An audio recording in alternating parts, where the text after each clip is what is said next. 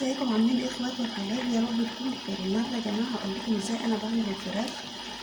طبعا بجيب الفراخ بقطعها 4 كده، كل فراخ بقطعها 4 وبغسلها كويس جدا بالملح والخل. تمام زي ما انتم شايفين كده عشان منوره. وبعد كده بحط عليها يا جماعه، بحطها على النار، بجيب حله كبيره وبحطها على النار واحط عليها بصلايه 4 وقرن شطيطه.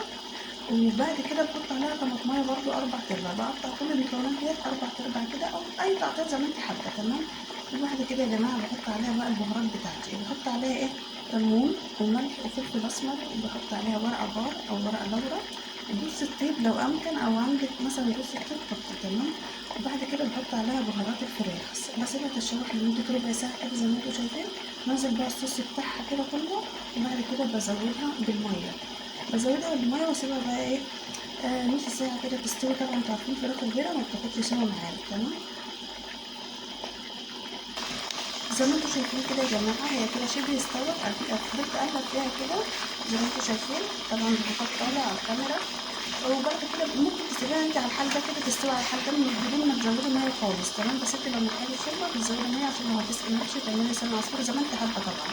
وبكده يا جماعه الفيديو بتاعنا انتهى، واللي يعجبه الفيديو يبقى اول مره يشوف القناه يفعل الجرس عشان يوصلكم كل جديد وينزل يشترك فيها دلوقتي حالا. باي باي.